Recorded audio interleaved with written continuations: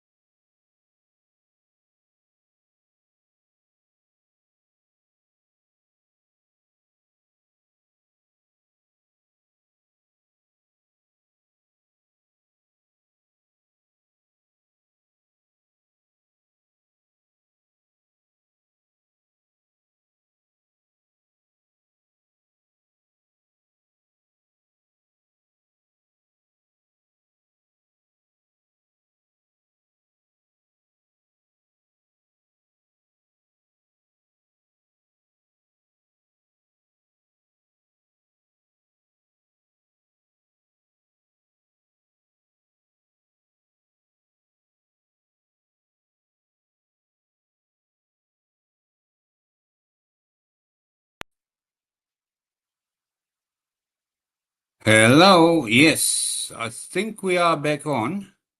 Apologies for that. It's just one of those things. Are we live? I am not sure. Why don't I get yes? I think yes. I think we're live. But audio. Hello. Yes. Okay. Yes, we are live and we are running. So you'll have a little moment there of nothing. My apologies. That is the fun part of life. Okay. Now let's go back to where the heck we were.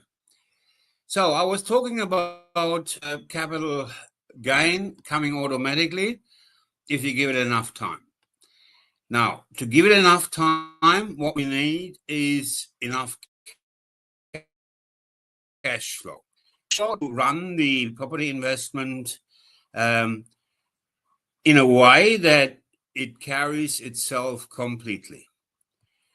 And that's the trick. So I often get asked, and I got those questions yesterday, how do I set up a fairly high rental income property? Well, many ways to skin a cat. Typically, we say go into larger country areas.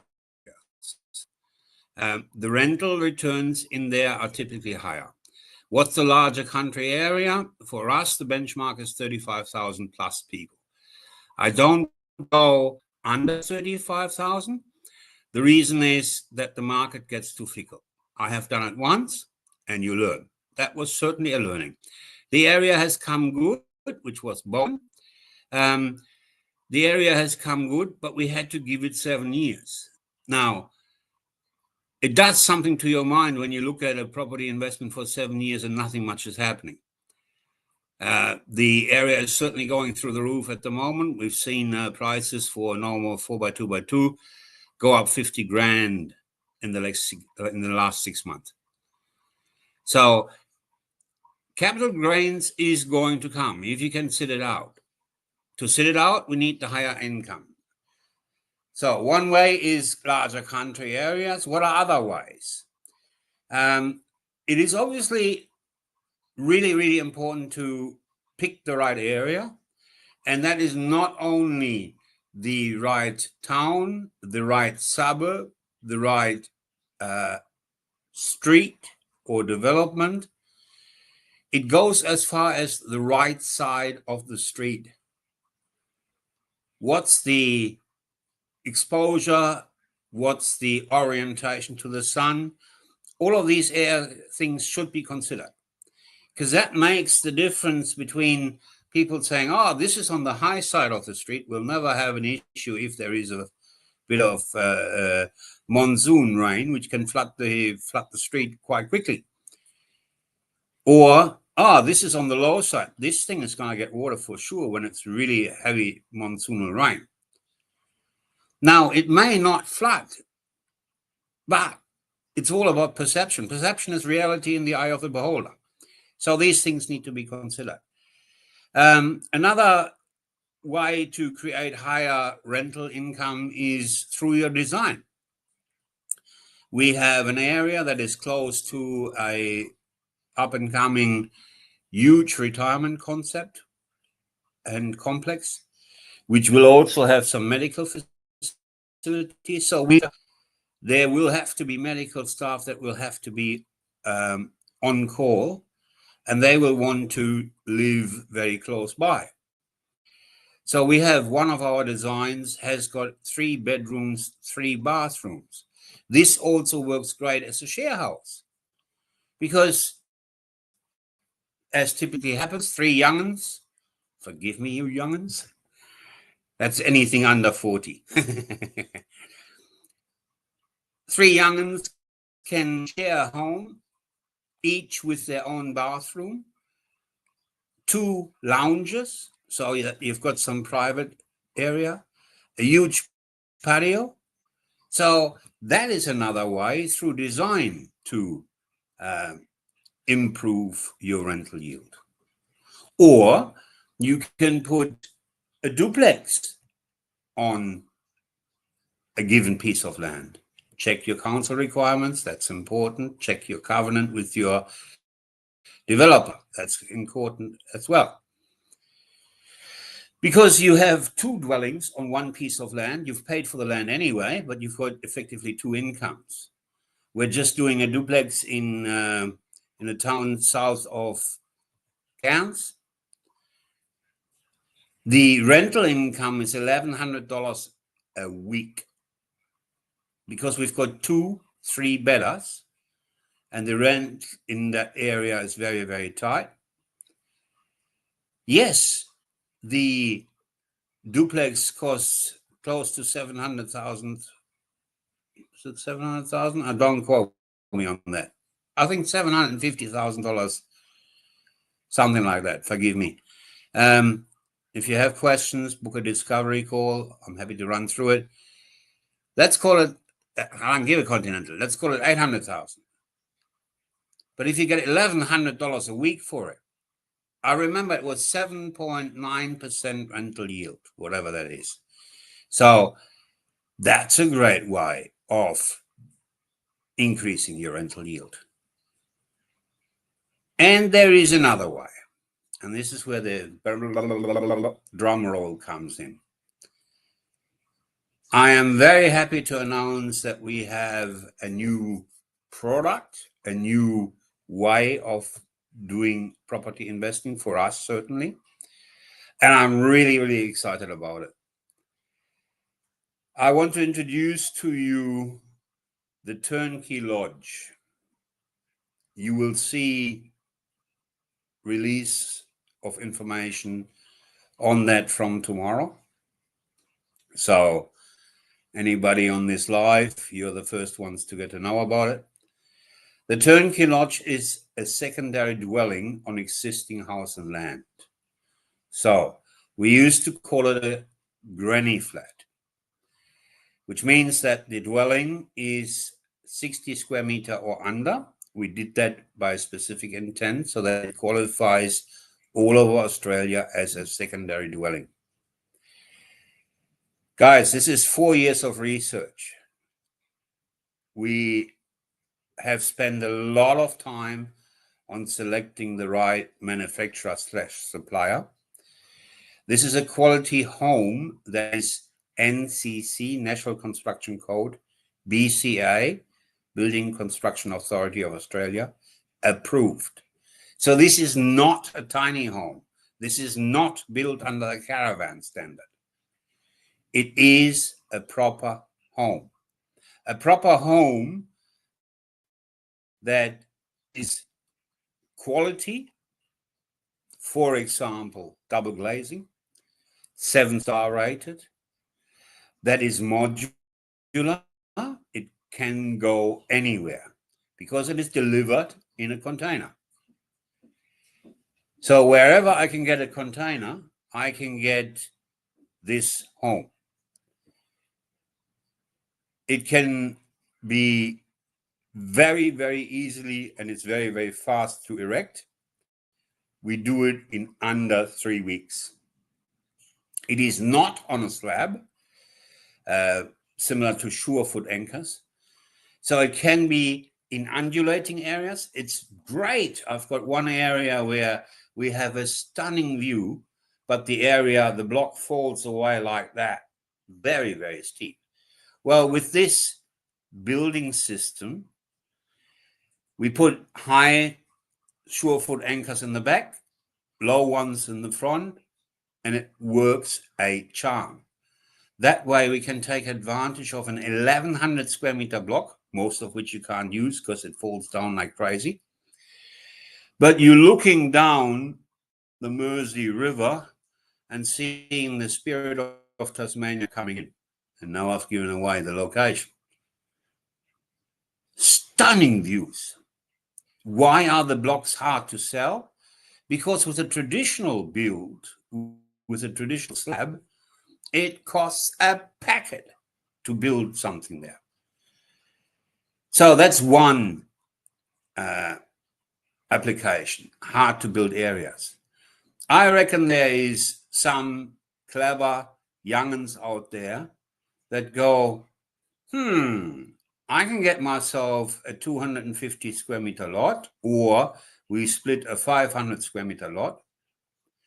Say in most areas that we're operating, $250,000 will buy me a 500 square meter lot. Half that is $125,000. Now, if I sit here and I'll say to the young'uns, for $400,000, you can be in your own house and land. Yes, it's compact. I will never use the word small. It is compact, but it's a start. Would you rather have a $400,000 mortgage or a $700,000 mortgage? And remember, the $400,000 dwelling will get you into the market, will get you a capital gain over time. And if you don't want to live there, that's okay. Do rent listing. Invest into your future and rent wherever you want. So, hey, just thinking, consider it.